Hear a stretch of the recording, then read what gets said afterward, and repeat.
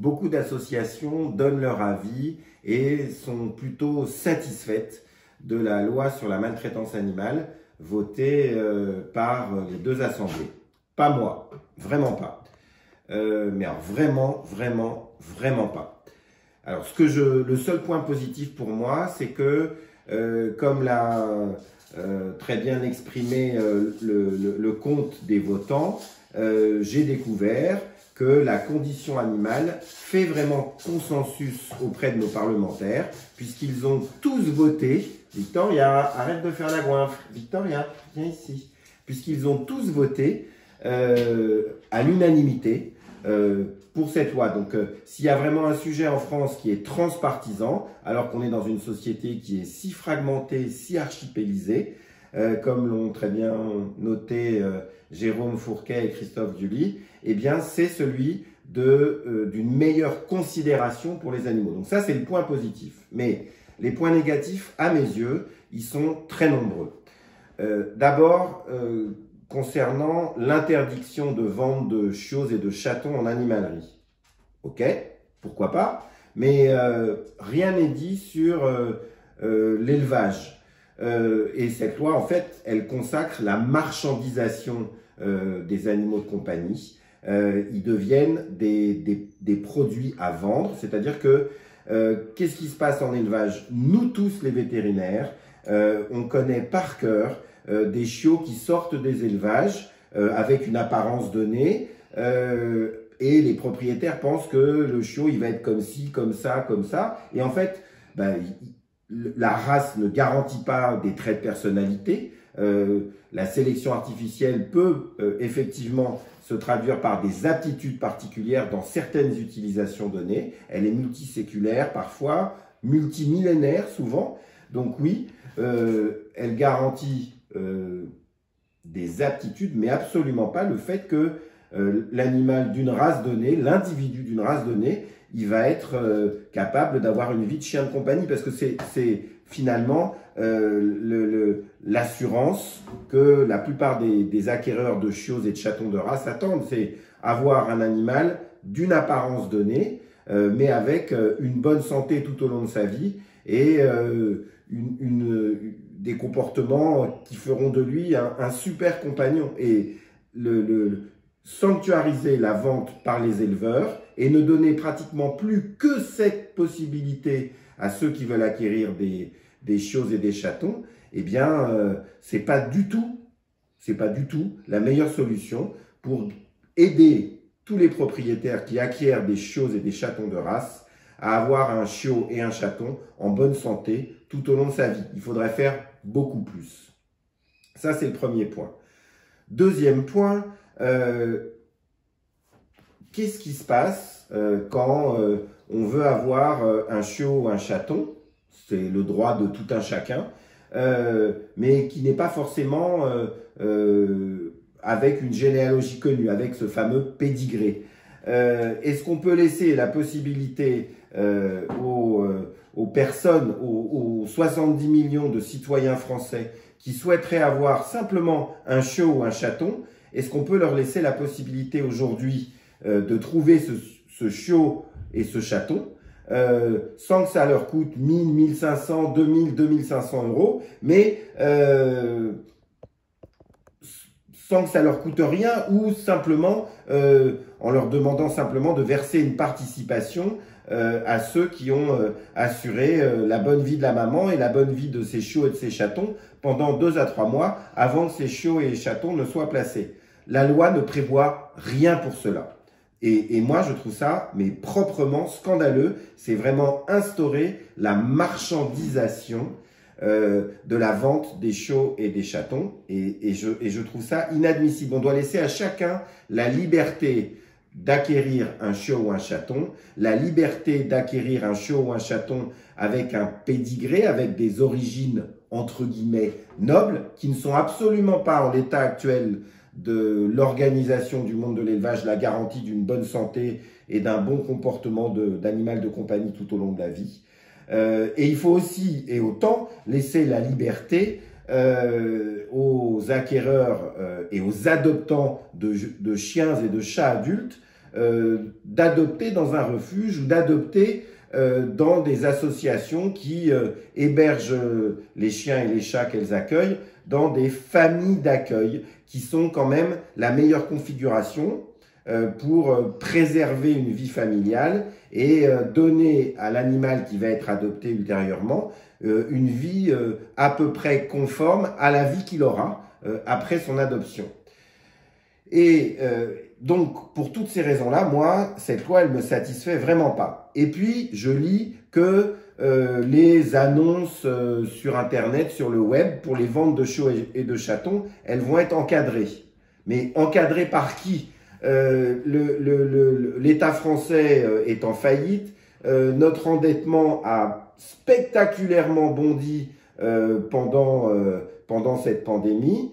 Est-ce que le ministère de l'Agriculture aura les moyens d'embaucher plus de fonctionnaires pour faire les contrôles des annonces sur le web?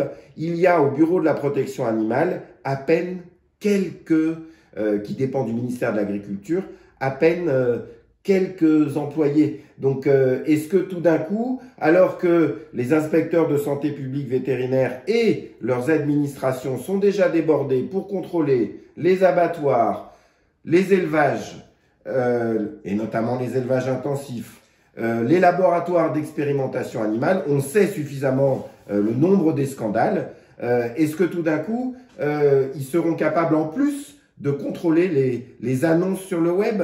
La digitalisation, ce sont des innovations de rupture. Qu'est-ce qui s'est passé pendant le début de la pandémie et le premier confinement? Eh bien, grâce à la SPA, grâce au président de la SPA, on a finalement proposé des adoptions justement digitales. Et c'est ça qui a permis de vider les refuges. À la fin du premier confinement, beaucoup de refuges de la SPA étaient vides. Il n'y avait plus beaucoup moins en tout cas, de chiens et de chats à placer. C'est la digitalisation qui a permis toutes ces adoptions. Donc pourquoi est-ce qu'on permettrait les adoptions par les voies digitales et par les voies du web?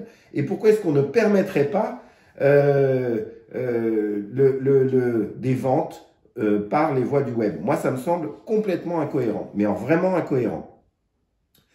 Ensuite, oui, certes, on va fermer les delphinariums et on va fermer les cirques qui présentent des animaux en spectacle itinérant. Qu'est-ce qui va se passer pour ces animaux sauvages?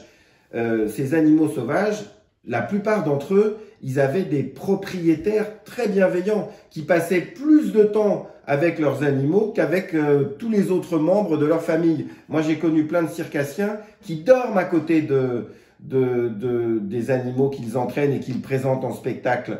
D'ailleurs, j'ai fait un contrôle cet après-midi sur un marché de Noël et tous les animaux présentés pendant le marché de Noël pendant 6 semaines, leur propriétaire, il dort dans un camion à côté d'eux. C'est ce que moi j'ai toujours connu pendant ma carrière de vétérinaire praticien dans les spectacles du vivant depuis 30 ans.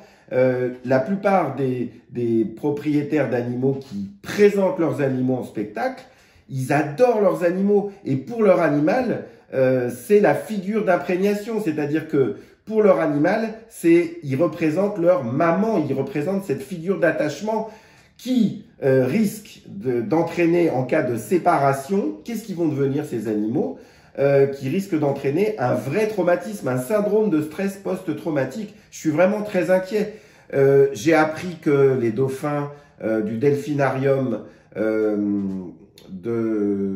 du parc Astérix, finalement, qu'est-ce qui va devenir d'eux? Eh bien, ils seront plus dans le delphinarium du parc Astérix à 70 km de Paris, ils seront dans des delphinariums en Belgique. J'espère qu'ils seront en mesure d'avoir les mêmes qualités d'hébergement. Dans ce delphinarium, ils étaient suivis et supervisés par une éthologue indépendante, Fabienne Delfour, et je peux vous assurer que cette éthologue, elle ne transige pas avec l'absence de respect du bien-être animal. Elle mène une carrière de scientifique brillante en supervisant des dauphins en milieu naturel. Je n'imagine pas une seconde cautionner la présence de ces dauphins s'ils étaient maltraités, si on ne faisait pas le maximum pour qu'ils bénéficient des meilleures conditions en captivité, sachant qu'ils sont déjà nés captifs?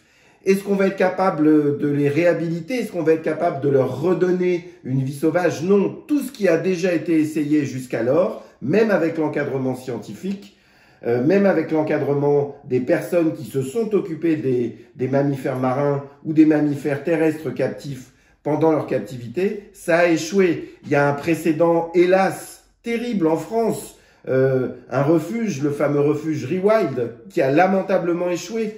Donc non, il faut arrêter, on n'est pas au pays des bisounours. Qu'est-ce qu'ils vont devenir ces animaux? Et qu'est-ce qu'ils vont devenir tous les animaux des parcs zoologiques? Parce que bien souvent dans les parcs zoologiques, tous les animaux sauvages ils sont captifs et ils s'ennuient. Ils n'ont pas d'interaction avec un humain très fréquente et ils s'ennuient. Et puis il y a des pratiques scandaleuses dans les parcs zoologiques. De la même manière qu'il y a des pratiques scandaleuses de la part des éleveurs de chiots et de chatons dans les parcs zoologiques. Lorsqu'un animal n'est pas, lorsqu'un nouveau-né, quelle que soit son espèce, n'est pas considéré comme potentiellement intéressant sur le plan génétique, qu'est-ce qui lui arrive? Il est euthanasié. Personne n'a rien dit, rien écrit là-dessus. Lorsque un éleveur soucieux de préserver la propriété de sa lignée veut empêcher un particulier qui acquiert un chiot ou un chaton de race entre guillemets, le faire reproduire, qu'est-ce qu'il fait aujourd'hui? Il vend son chiot ou son chaton âgé de 2 ou 3 mois déjà stérilisé, alors qu'on a aujourd'hui une foultitude d'évidences scientifiques qui prouvent que c'est hautement préjudiciable au développement de cet individu, à son développement squelettique, à son développement musculaire, au développement de sa personnalité et à sa bonne santé tout au long de la vie. Donc non, excusez-moi, mais pour moi, cette loi, c'est vraiment de l'animal washing. Beaucoup d'entités politiques, d'entités étatiques, beaucoup d'entreprises font du greenwashing aujourd'hui en prétendant qu'elles aident l'environnement. Hélas, on se rend compte que c'est pas tellement vrai. Eh bien moi, pour moi, cette loi, c'est vraiment de l'animal washing, c'est-à-dire c'est un enfumage. Les vrais problèmes, les vraies cruautés infligées si souvent et si massivement aux bêtes en France, elles ne sont pas dénoncées. Rien n'est fait pour y remédier. Rien n'est fait pour remédier à la souffrance de ces milliards d'animaux en élevage, de ces centaines de millions d'animaux dans les systèmes d'abattage centralisés. Rien n'est fait pour remédier à la souffrance des animaux en élevage aquatique intensif. Rien n'est fait pour remédier à la souffrance des animaux en abattage centralisé. Là, ça concerne les animaux terrestres, mais aussi pour des techniques très barbares de mise à mort des animaux aquatiques. Rien n'est fait pour s'adresser aux millions d'animaux qui chaque année donnent leur vie pour l'expérimentation animale. Et ce sont des vies où 80% d'entre eux ont des conditions de vie au quotidien, minute après minute, heure après heure, très dégradées. Rien n'est fait pour mettre un terme aux pratiques de chasse cruelle. Rien n'est fait pour interdire la corrida. Très honnêtement, et comme l'a si justement souligné Alain Bougrain-Dubourg lors du dernier colloque consacré à la faune sauvage organisé par l'association la Ligue française du droit animal, il l'a très justement signalé.